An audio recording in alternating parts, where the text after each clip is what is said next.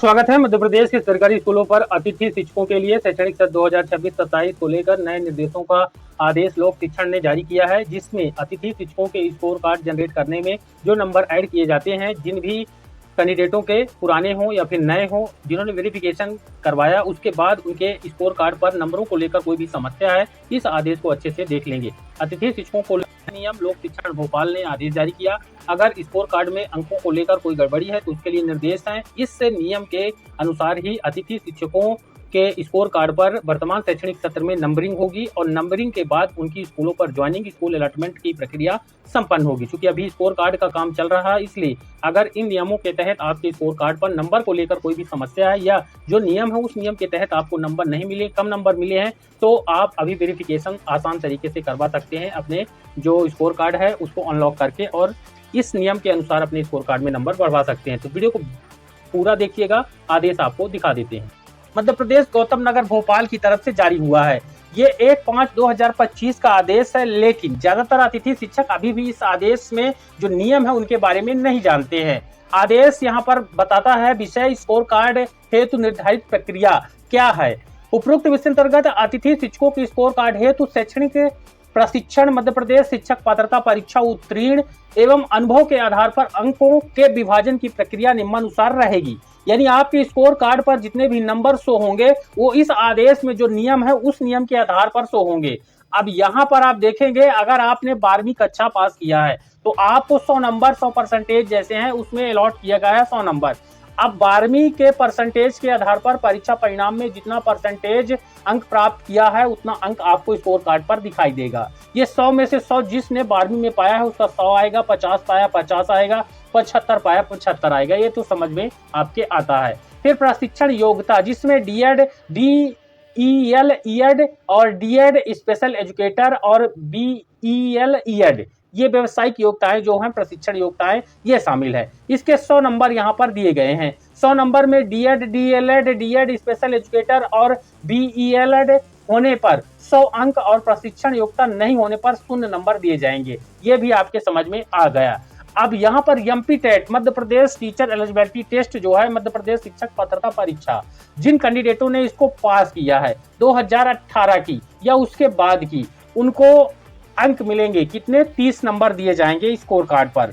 तो 30 नंबर के लिए यहाँ पर आप देखेंगे प्राथमिक शिक्षक पात्रता परीक्षा उत्तीर्ण होने पर 30 अंक और पात्रता परीक्षा जो की अर्हता नहीं होने पर 0 अंक। अब यहाँ पर अगर आप माध्यमिक शिक्षक का उत्तीर्ण किए हैं तो भी आपको 30 नंबर, अगर आप उच्च माध्यमिक का उत्तीर्ण किए हैं तो भी आपको 30 नंबर दिएंगे। नहीं उत्तीर्ण किया है आपने तो ये 30 नंबर आपको नहीं मिलेंगे। इसके बाद बात करते हैं जो आप पढ़ाते हैं उसका अनुभव होता है उसके नंबर। प्रतिवर्ष अनुभव के 4 नंबर दिए जाएंगे। 1 वर्ष की गणना उस सत्र के न्यूनतम 100 कार्य दिवस से संबंधित वर्ग में कार्य किया हो को माना जाएगा। अधिकतम 5 शैक्षणिक सत्रों हेतु अंक दिए जाएंगे। यानी 4 नंबर मिलेंगे, वो भी तब मिलेंगे जब आपने एक सत्र में 100 दिन का काम किया है। अब बहुत सारे अतिथि शिक्षकों ने 90 दिन काम किया, 99 दिन काम किया, 80 दिन काम किया, उनके नंबर नहीं ऐड हुए स्कोर कार्ड पर 4, तो वो परेशान है। उनको परेशान होने की जरूरत नहीं है।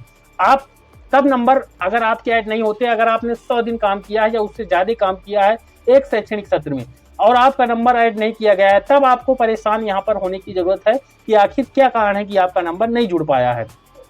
अब आपको यहाँ पर अच्छे से समझिए कि ये जो 100 नंबर मिले, 4 नंबर मिलेंगे, ये 100 दिन आपने काम किया तब मिलेंगे। दूसरी कंडीशन यहाँ पर रहेगी 100 नंबर जो 4 नंबर हैं, ये 4 नंबर हैं, ये आपको 5 साल के दिए जाते हैं। यानी 4 का गुणा 5 में करेंगे तो आपका 20 आएगा। ये 20 नंबर आपको मिलेंगे। कब मिलेंगे? जब आप 5 साल काम किए हैं 100 दिन के हर शैक्षणिक सत्र पर। तो यहाँ पर देखिए 5 शैक्षणिक सत्र का 20 नंबर दिया जाएगा। अब इसमें प्रतिवर्ष के ऑनलाइन अनुभव प्रमाण पत्र के आधार पर 4 नंबर दिए जाएंगे। अनुभव नहीं होने पर इसके अंक 0 हो जाएंगे।